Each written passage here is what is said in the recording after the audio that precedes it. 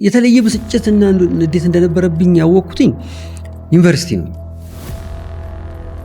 ደነገጡ። ፐርሰናል ዲቨሎፕመንት ላይ የሚናገሩ ሰዎች ብዙዎቹ ችግር ውስጥ የነበሩ ከዛ የወጡ ምናምን ናቸው። ተስፋ ይሰጣል ማለት ነው። ራሴን ችዬ የምኖረው ደሞዝ አለኝ፣ ቢዝነስ አለኝ ምናምን ግን ሚስቴም ኮስተር ካለች ትንሹ ፍጹም እንደ በፊቱ ከቤት የምታባረረው ነው የሚመስለው። እናቱ በከፍተኛ ሁኔታ ብስጭት ውስጥ፣ ንዴት ውስጥ፣ ጸጸት ውስጥ፣ ቁጭት ውስጥ የምታሳልፍ ከሆነ የምናገረውን ብቻ ሳይሆን በውስጥ በኩል የሚሰማንንም ጭምር ስለሚወስዱት ሪሲቭ ስለሚያደርጉ እኛ ራሳችንን ማጽዳት ብቸኛው መንገድ ነው። ስለ ልጁ ብትጠይቀው ሁሉም እንባው ይመጣል። ለልጄንም ለፈው ይላል ሲባል ራሱን መለወጥ ግን አልቻለም። ለልጁ ሲል ራሱን መለወጥ አይችልም። ትሪገር ሲደረግ አይነሳም። ይሄ ብዙዎቹ ዓለም ላይ ያሉ ኢንተርፕረነርስ የወርቅ ሜዳሊያ የሚያመጡ ትላልቅ ዓለም ላይ ያሉ ሲኢኦዎች በሙሉ የሚጠቀሙት ስትበላ ብላ፣ ስተኛ ተኛ፣ ስታነባ አንብብ፣ ስትሰራ ስራ። በህይወት ውስጥ አንድን የምትፈልገውን ነገር ከመለማመድ ውጪ ማንነት ማድረግ የምትችልበት መንገድ የለም። ሆን ብለህ ነው የገነባኸው። ይሄኛው ፍጹም ሰርተኸው ምናምን። አሁንስ መቀየር የምትፈልገው ነገር አለ? የልጅነት ማንነት ምን ማለት ነው? በጣም ይሄ ነገር ሳነሳው በቃ ማለት እንደ ቁጭት የሚሰማኛል። እንዴት እንደምናገረውም ግራ ይገባኛል። ብዙዎቻችን የምንረዳው ልጅነትን እያለፍን ነው ይመስለን። በቃ እየኖርን እየተጫወትን እያለፍን ምን ይመስለን። ከዛ ካለፍኩ በኋላ የሆነ ህይወት እኖራለሁ ብለን የምናስበው ግን አይደለም። እውነታው እንደዛ አይደለም። በልጅነት እየተሰራን ነው። በቃ ኮድ እየተደረገ ፓተርን እየተገነባ አንድ ልጅ ከአንድ ዓመት ከተወለደ እስከ 7 ዓመት ድረስ ወደፊት ከሚስቱ ጋር የሚኖረውን አይነት እየተሰራ ነው። ወደፊት ከጓደኞቹ ጋር የሚኖረውን አይነት እየተሰራ ነው። ወደፊት ሰዎች ፊት የሚያደርገው ነገር እየተሰራ ነው። ወደፊት ገንዘብ የሚጠቀምበት አይነት እየተሰራ እየተገነባ ነው። ወደፊት ከዛ እያጠቀሰ እየመነዘረ ነው የሚኖረው። ስለዚህ ልጅነታችን ማለት በአካል የምናድግበት ብቻ አይደለም። ወደፊት የምንኖረው ህይወት በውስጥ በኩል የሚሰራበት ጊዜ ማለት ነው። ስለዚህ ልጅ ካለን ልጅነታችን ማለት አንድ ሰው ልጅ ካለው ልጁን እያሳደገ ብቻ አይደለም፣ እያበላ ብቻ አይደለም። ልጁ ወደፊት የሚሆነውን አይነት እየሰራው ነው ማለት ነው። ለምሳሌ አንድ ኮምፒውተር መጀመሪያ ኮድ ይደረጋል አይደል? አሜሪካ ይሁን የትም ሀገር ኮድ ያደርጉታል፣ ፕሮግራም ያደርጉታል። ከዛ ያ ኮምፒውተር እስራኤልም ይሄድ ኢትዮጵያም ይምጣ ናይጄሪያም ይሄድ ኮድ የተደረገውን አይነት ነው የሚጫወተው።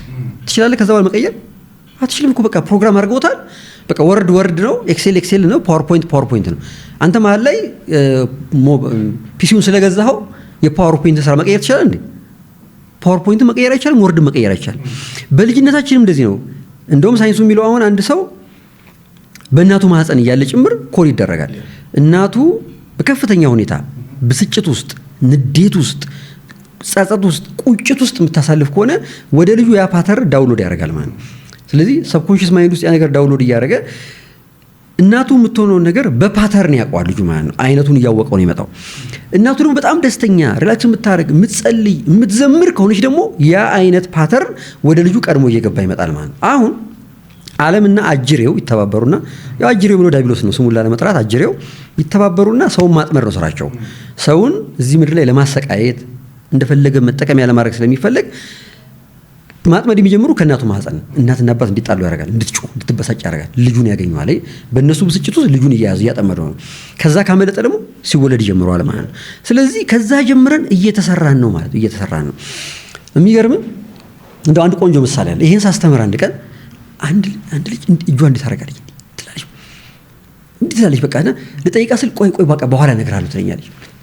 ማለት ግን ከዛ ከወጣ በኋላ ምን ነበር ልትነግሪኝ የፈለግሽው ስላት፣ የሚገርም ቅድም እኮ ስታወራ በቃ ልቤን ተሰምቶኝ ነው ምናምን አለች። ምን ነው ስላት፣ አንድ ጓደኛችን አለች እስከ 9 ወሯ ነፍሰ ጡር ነች። እስከ 9 ወሯ ቤተክርስቲያን ትሄዳለች አለች። ቅዳሴ ትሄዳለች ጠዋት ሌሊት። አንቺ ምን እንደምታካብጂው በቃ ወርሽ ደርሷል እንዴ? እግዚአብሔር የሚያውቅ የለ እንዴ ነፍሰ ጡር እንደሆንሽ? በቃ ብታርፊ ምን አለበት ሲባል፣ አይኔ እኮ ለልጆቼ ብዬ ነው ትላለች። ላረገዘችው ልጅ ማለት ነው። ለሱ ብዬ ነው ትላለች። አልገባንም ማለት ነው። ልጁ ምን ደግሞ ምን ያውቃል? ቤት በቃ ቁጭ በይ እንላታለን አለች። እሷም በደንብ አላስረዳችንም፣ እኛም በደንብ አልገባንም። ትሄዳለች አለች። አንተ ስታወራ እኮ በደንብ እያሰብኩት ነበር አለች። ከዛ እኔ ምን መጠየቅ ፈለኩ? ልጆቹ ከተወለዱ በኋላ ምን ሆኑ የሚለው መጠየቅ ነው የፈለኩት። አረ ያው ታውቂያታለሽ? አዎ ጓደኛሽ? አዎ። ከዛ ልጅ ወለደች። አሁን እንዴት ናቸው? አረ ተወኛለች። 3ቱንም ልጆቿን ስትወልድ እስከ 9 ወር ቤተክርስቲያን እየሄደች እያስቀደሰች ቅዳሴ እንዲሰሙ እያደረገች ነው የወለደችው። 3ቱም የተባረኩ አለች። ልጅቷ በቃ 3ቱም እግዚአብሔርን የሚፈሩ የተባረኩ ዲሲፕሊን ያላቸው ናቸው አለች። አየህ ቀደመችው ማለት ነው። ዓለምና ጅሬውን ቀድማ ፓተርን ገነባች። ጸሎት እንዲሰሙ፣ ቅዳሴ እንዲሰሙ፣ ስለ እግዚአብሔር እንዲሰሙ ኮድ አደረገችው ማለት ነው ማንነቷን። ስለዚህ ቀድሞ እንዲገባ አደረገች። ከዛ በኋላ ልጆቹ ሲያድጉ ከዛ እየመነዘሩ ነው የሚኖሩት ማለት ነው። ስለዚህ በአጠቃላይ ልጅነታችን ማለት የምንሰራበት እድሜ ነው። ለምሳሌ ነጭ ወረቀት ካለ እዛ ነጭ ወረቀት ላይ ነጭ እያለ የፈለግከው መጻፍ ትችላለህ። ከተቸከቸከ በኋላ እኔ የፈለግኩትን ከጻፍኩ በኋላ ያለህ እድል ምንድን ነው? በቃ እየተጠጋ ያልተቸከቸከው ቦታ የመጻፍ ወይም ደግሞ የተቸከቸከውን ቀስ ብለህ በጥበብ አጥፍተህ ምናምን መጻፍ ነው ያስቸግራል። ካደግክ በኋላ ልክ እንደዛ ነው፣ የተቸከቸከ ነው። ሚዲያ ቸክችኮታል፣ ያየው ፊልም ቸክችኮታል፣ በዙሪያ ያሉ ሰዎች ቸክችከውታል፣ ያው ጽፈውበታል ማለት ነው። ወይ ጥሩ ወይም የተሳሳተ ነገር ጽፈውበታል። ከዛ ያው አብዛኛው ደግሞ ቤተሰቦቻችን በማወቅም ባለማወቅ ልብ ስለማይሉ አሳልፎ ሰጥተውናል። በዙሪያችን ያለው ዓለም የፈለገውን ነገር እንዲጽፍበት ፈቅደዋል። ስለዚህ ልትኖር ስትል የተጻፈውን የምታነበው ማለት ነው። በቃ የምትኖረው የተጻፈውን ነው። ካደግክ በኋላ ምንድን የምታደርገው ሲባል ሪፕሮግራም ነው የምታደርገው ማለት እንደ አዲስ እንደገና መጽሐፍ አለብህ። ልማዶች የሚጋፉ በውስጥ በኩል ልማዶች ይጋፋዋል። እነሱን ማክሰም፣ ሌላ ልማድ መገንባት ምናምን። አሁን የኔ ልጅ አለች ትንሽ ልጅ በቃ ቶሎ ቶሎ መጽሐፍ ነው የምትፈልገው ነገር አታስቸግረን። እኔስ አሰቃያለሁ ይሄን ተው ብትለኝ እምቢ እሺ አይለኝ፣ ተጽፎብኛል ማለት ነው። ስለዚህ ልጅነታችን የምንጻፍበት ኮድ የሚጻፍበት ነው። ኮዱን መሰረት አድርገን መኖር እንጀምራለን ነው። ስለዚህ ምን ማድረግ አለብን ሲባል ከልጅነት ጀምሮ ልጆች ካሉ እጃችን ላይ በጥንቃቄ የሚሰሙትን፣ የሚያዩትን፣ የሚነኩትን፣ የሚቀምሱትን ነገር በጥንቃቄ እንዲጻፍበት ማድረግ አለብን። ጸሐፊውሳ ማነው ጸሐፊው? ጸሐፊው ራሱ ፈተናው መጀመሪያ ጸሐፊው ነው ወሳኙ መጽሐፉ ሳይሆን። ምክንያቱም ወላጆቻችን ካየናቸው ለምሳሌ አሁን ቢዝነስ ላይ ስንመጣ የአብዛኛው አሁን ያለን ጄኔሬሽን ወላጆች በቢዝነስ ምናምን ያለፉ አይደሉ እና ስለ ቢዝነስ ምንም የሚነግሩህ ነገር የለም። ወደ ቢዝነስ ስገባ አዲስ ነው፣ ግራ ይገባሃል ምናምን፣ ኪሳራ የምትጋፈጠው እንደ አዲስ ነው። አዲስ ነገር ለመማር ስትሄድ ሁሉም ነገር አዲስ ነው። ወደ ሌላውም ሂድ፣ ወደ ትምህርቱም ሂድ፣ የተማሩ ሆኖ አይደለም ያስተማሩ። ስለዚህ አንተ የተሻለ ደረጃ እንድትደርስ ይፈለጋል፣ ግን የተጻፈብህ ነገር ሌላ ነው። ጸሐፊው ምንድን ነው መምሰል ያለበት? እሱ እንግዲህ በትውልድ ቅብብሎች ውስጥ እጃችን ላይ እግዚአብሔር የሰጠን የምንሰራቸው ልጆች አሉ፣ ትውልድ አለ። ከእንደጋ ደግሞ እንድንሰራ ኃላፊነት ያለብን እኛ አለን። እኛ ደግሞ እንሰራለን ስል ራሳችን አልተሰራንም። ደግሞ ሳትሰራ መስራት ደግሞ ፈተና ነው። የሚጀምረው ከኛ ነው። እንግዲህ የመጀመሪያው ነገር የሚጠቅመንና የማይጠቅመንን ነገር መለየት የምንችልበት የግንዛቤ ደረጃ ስለደረስን ኃላፊነት መውሰድ ያስፈልጋል። የመጀመሪያው ነገር ለህይወታችን ሙሉን ኃላፊነት መውሰድ አለብን። ምን ማለት መሰለን? እቺ ነገር አሁን ትንሽ እንደው በሌላ መልኩ ብትገለጽ ቆንጆ ነው። ለምሳሌ አብርሃምን በተመለከተ እኔ አንተ ውስጥ ከውስጥ ገብቼ እንደ አብርሃም ሆኜ እንደ አብርሃም አስቤ እንደ አብርሃም ስሜት ሰጥቶኝ እንደ አብርሃም መወሰን እኮ አልችልም። የፈለገ ሰው በዙሪያ ሆኖ ቢወድህ እናት፣ አባት፣ ፍቅረኛ፣ ማንም የሚወድ ሰው ቢሆን እንዳንተ በውስጥ በኩል ገብቶ የምትነካበትና እሷን ነክቶ መወሰን አይችልም፣ ኃላፊነት መውሰድ አይችልም። በጣም ይህን ሳስብ ራሴ ያሳዝነኛል። ለካ በዙሪያ ያሉ ሰዎች በሙሉ እኔን መስለው እኔን ሆነው ሊወስኑልኝ አይችሉም። ብቸኛው እዚህ ምድር ላይ ያሉት ሰው ራሴን በተመለከተ ኃላፊነት እኔ ነኝ። ኦኬ። ስለዚህ የመጀመሪያው የሚቀድመው ነገር ትላልቅ ሰዎች ነን የምንለው ሰዎች ለሰዎች ከፋፈለን የሰጠናቸውን ነገሮች በሙሉ ስብስብ አድርገን መውሰድ አለብን።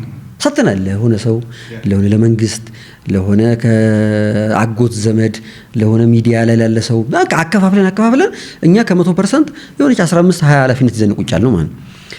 ይሄ ትልቁ የሚጎዳ ነገር ስለሆነ ስብስብ አድርገን ወስደን ህይወቴን ምን አይነት መምሰል አለበት፣ ቤተሰቤ ምን አይነት መምሰል አለበት፣ ልጆቼ እንዴት ነው የማስተዳድገው? ኦኬ ልጆቼን በዚህ መልኩ መቅረጽ እፈልጋለሁ። እኔ የማደርገው ነገር እነሱ የሚጎዳ ከሆነ ማቆም አለብኝ ማለት። አሁን ለምሳሌ እኔ ለልጄ ስል ቴሌቪዥን አለኝ። ቴሌቪዥን እኛ ቤት ከተከፈተ ወደ 3 ዓመት ሆኖታል። ቀጥ አድርገን አቆመናል።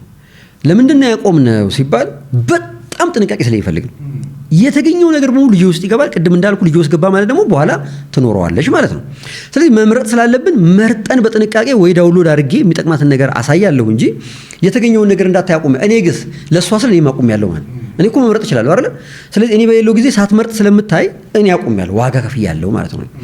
ልክ እንደዚህ ሰሪዎቹ ዋጋ መክፈል አለብን። ልጆቻችን ፊት ሐሜት፣ አሉባልታ፣ መማረር፣ ተስፋ መቁረጥ፣ በቃ ሌሎች ነገሮችን በሙሉ የምናደርጋቸውን ማቆም አለብን። የምናቆመው ግን ለእኛ ብለን መሆን አለበት። መጀመሪያ ገብቶን ያስፈልገኛል ብለን እሱን ስናቆም እኛ እያረፍን ሰላም እያገኘን ከራሳችን ጋር እየተገናኘን ለልጆቻችን ደግሞ ቀጣይ ህይወት ውለታ እየዋልን እየተሰራ እንሄዳለን ማለት ነው። ስለዚህ መጀመሪያ ራሳችንን በተመለከተ ኃላፊነት መውሰድ፣ ቤተሰቦቻችንን በተመለከተ ኃላፊነት መውሰድ እኔን ይመለከተኛል። ለምሳሌ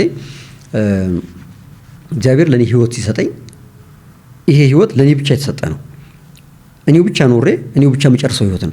ልክ እኔ ኖሬ ሲጨርሰው እንደ ዱላ ቀበብል በቃ እኔ ሄድኩኝ ቻው ቻው አንተና ህይወቴ ኑሮ አትልም። በቃ አትችልም።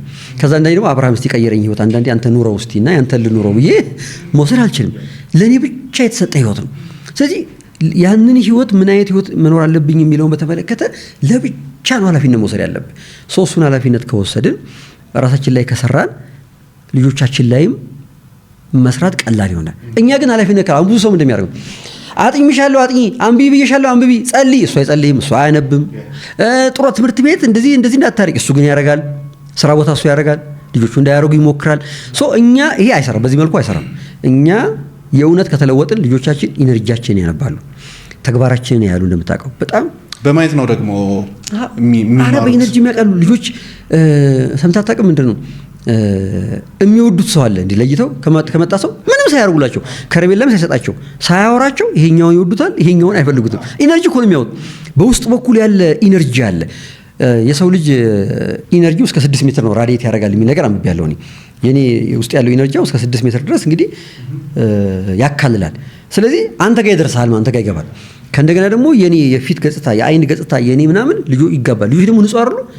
አያስተባብሉም ምን ያንተ ባይ አብርሽ ደክሞት ነው ያለው እነሱ አይሉም አዩት አይደለ ከደበርክ ይደብራቸዋል ሶ በመናረጋውን ምንናገረውን ብቻ ሳይሆን በውስጥ በኩል የሚሰማንንም ጭምር ስለሚወስዱት ሪሲቭ ስለሚያደርጉ እኛ ራሳችንን ማጽዳት ብቸኛው መንገድ ነው በቃ ጥሩ ስሜት ሲሰማ ጥሩ ስሜት እነሱ ጋር ይጋባል ጥሩ ኢነርጂ ሲኖር እነሱ ጋር ይጋባል ጥሩ ንግግር ሲኖር እነሱ ጋር ይጋባል ድርጊት ይከተላል በቃ አያለፋም አሁን ካንተና ከልጅ ማን ይበልጣል ከልጅ ልጅ የምትበልጠው እኔ ያለብኝ የድሮ ፓተርን ገና እያጸዳሁት ነው እያጸዳ ያስቸግረኛል በየመሃሉ ማለት ነው ለምሳሌ እንደው ትንሽ እንደው የሚያዝናናኝ ነገር በትንሹ በኬክ ቤት በኩል ስናልፍ በኬክ ቤት በኩል ካለፍን እኔ ድሮ የቀላወጥኩት አለብኝ አንድ ኬክ ይገዛና ለሶስት እንካፈላለን ሳልጠግብ ነው ያለፍኩት በልጅነት እያማሬ ማለት ነው እና እስቲ ላለፈ ያ ፍላጎት ፓተርን አለ ተጽፎ የሆነ ያልወጣልኝ ፓተርን አለ ማለት ነው ይጓጓው ነው ያደኩት አሁን ልጅ ሳሳድግ ግን ጣፋጭ ነገር ጥሩ አይደለም ብዬ ከልጅነት ጀምሮ ስለነገርኳት ብዙም አያጓጓትም እኔ እና እሷ ገብቷል ምን እንደሆነ እኔ እና እሷ በኬክ ቤት ካለፍ እኔ የምቀላውጠው ማለት ነው ከዛ አልፈልገውም እኮ ጣፋጭ ነገር አልፈልግም ግን ኬክ ልግዛልሽ እንዴ ያለው አላለችም እኮ ይሁን ተመልከተ ከዛ አይ አባቢ ጁስ ይሻለኛል ትላለች ወይኔ ፍጹም ተበለጠ አይገርም ለምን እሷ ንጹህ ወረቀት ላይ የተጻፈ ኮድ ነው እኔ ግን የተጻፈ ላይ የኬክ ፍላጎት ላይ የጣፋጭ ነገር ፍላጎት ላይ የተጻፈ አዲስ ማንነት ስለሆነ እንደዚህ የሚሆነው ኦኬ ስለዚህ መፍትሄው እንደው ከተባለ ልጆቻችንን እኛም ራሳችን ላይ እየሰራን ልጆቻችን ላይም ጎን ለጎን መስራት ለምሳሌ እኔ ጸሎትም ማልጸልይ ሰው ነበር ዝም ብዬ ነው የምኖረው እንደ ጥጃ ማለት ነው በቃ እንደ ጥጃ ባለው ጠዋት ፈታለሁ ዝም ብዬ ተነስቼ ወደ ግጦሽ ከምሬ ብለው ወደ ግጦሽ መሄድ ብለው እኮ ምን በቃ ወጥ ስራ መስራት ማለት ወደ ግጦሽ መሄድ እንደበለው ጸሎት የለ ዝም ብዬ ይኖርኩት በቃ ከዛ ደግሞ ላይፍ አስቸገረኝ ይላል ማለት ነው መጫወቻ ሆኜ ማለት እኮ በስማ እንዴት አያስቸገረኝ እና አሁን ከዛ ልጅ እንድጸልይ ይፈልጋለሁ እኔ አልጸልይም አይሰራም በፍጹም አይሰራም ቀላሉ መንገድ የነበረው እኔ ጸሎት መጀመር በቃ እኔ ጸሎት ጀምራለሁ በቃ ሁሉም ሰው ይጸልያለሁ ሁሉም ሰው ቤት ይይዙ እኔም ልጄም ባለቤቴም ቤት ያሉ አሲስታንቶቻችን ቤት የሚሰሩ ሁሉም ይጸልያለሁ ሁሉም ቀላል ነው ለካ አንተ ከጀመርከው ካረከው ይፈትናል ቻሌንጅ ያደርጋል ግን አንተ ስታረገው መሰረት ይያዘ እየተጋባ ነው በቃ ልጅውን ጸልይ ነኝ እስከመቼ ጸልያል እስከምትሞት አይገርምም ከሲምፕል ትንሽ ጊዜ ነው 3 ወር 6 ወር ነው ቻሌንጅ ያደርገኛ ያን ጸሎት ለመትከል ከተከልኩት በኋላ ግን አሁን አምናለሁ እኔ ልጅ በቃ እኔ በሞት እንኳን ልጅ እየጸለየ ትቀጥላለች ማለት ነው ሶ በዚህ መልኩ ስለሚሰራ እኛ እንደዛ እየተሰራ ነው ልጆቻችንን በዚህ መልኩ እየተሰሩ ስለሆነ የምር ሁሌ ስልጣና ላይ ማነሳው ነገር ነው ላይፍ የምር አታክ ያደረገ የምር ፋይት ያደረገ ምህረት የለሽ ነው ላይፍ አይደለም የምር ያስቸገረ እኛ የቀልድን የምንጫወተው የቀልድን የምንሞክረው ማለት ምን ማለት መሰለህ ላይፍ የዋንጫ እየተጫወተ እኛ የወዳጅነት የምንጫወተው ከምሬ እኮ ነው የምልህ አሁን ብዙ ሰው ይፈራል አይደል ልጄን እንደው ስም ላለመጥራት እኮ እንትን የሚባል ነገር ቢወስድብኝ አላሪ ዘመን ላይ መጣ ይባል የሆነ ኢሉሚናቲ መጣ ይበለ ጾታ መቀየር መጣ። ወይኔ ልጆቼ ምንድነው የሚሆኑት? ላይፍ የምሩ ነው። ጾታ እስከ ማስቀየር ነው የሚያጠቃው። የምር የእውነት ልጆቻችንን ወስዶ ጾታ አስቀይሮ እልም ማድረግ ይፈልጋል። የምሩን ነው የሚታገለው። የቀልድ ነው የቀልዳችን ነው የቀልድ እና በምን እንገናኛለን? ላጥ አድርጎ ነው የሚወስዳቸው እንጂ ላጥ አታገኛቸውም። ትንሽ ከፍ ሲሉ እልም ነው ታገኛቸው። ስለዚህ የምር ማጥቃት አለብን። የምር ልጆች ላይ ራስን የምር ልጆቹን ማነቅ ማለት አይደለም፣ ራስን የምር መለወጥ። ራስን አርአያ የሚሆን አባት፣ አርአያ የምትሆን እናት አድርገህ የምርህን መስራት። የሚጸልይ አባት፣ የሚተክት አባት፣ ስፖርት የሚሰራ አባት ምናምን ስትሆን በቃ ያ ፓተርን ይገባል። ዓለም የፈለገ ቢያፏጭ አያገኛቸውም። ለምን? እኛ እስከ 7 ዓመታቸው በልጅነት ያዝና ፓተርኑን ቀድመን ያዝን። ስለዚህ የፈለገ ቢሆን ዓለም ቢጎትታቸው ቢያሰቃያቸው እንኳን ይዟቸው መሄድ አይችልም። ቀድመን ይዘናል ማለት ነው። ስለዚህ በዚህ መልኩ ከሰራን እኛም እንተርፋለን። እኛም የምንፈልጋትን ህይወት መኖር እንጀምራለን። ለልጆቻችንም ተስፋ ቀጣይ ህይወት ምክንያት መሆን እንችላለን። ብዙ ሰው እንደምታውቀው የሚያንገበግበው የልጆቹ ጉዳይ ነው። በቃ ሰው ከዛ ውጭ የሚያንገበግበው ነገር አለ። አሁን በልጄ ከመጣህብኝ በቃ አለቀ። በቃ መጨረሻ ደካማ ጎኔ ሳይሆን ብቻ በጣም ካራ ጎኔም ሁሉም ነገር ልጄ ነች። ስለ ልጁ ብትጠይቀው ሁሉም እንባው ይመጣል። ለልጄ ነው የምለፋው ይላል ሲባል ራሱን መለወጥ ግን አልቻለም። ለልጁ ሲል ራሱን መለወጥ አይችልም። ትልቁ ስጦታ ለልጅ ስትል ራስን መለወጥ፣ ራስን ለውጠ ማሳየት ማለት ነው። ያ ነው በቃ ልጅ ትልቁ ተስፋ። ስለ ልጆቻችን የምንወድ ከሆነ ማብላት ጥሩ ነው፣ ማስተማርም ጥሩ ነው። ግን ራሳችንን እንለውጥላቸው፣ አርአያ የቅርብ አርአያ እንሆናቸው። እሱን እያደረግን ከሄደ ልጆቻችን እየተከተሉ የሚያስፈራ ነገር በሙሉ አይኖርም ማለት ነው።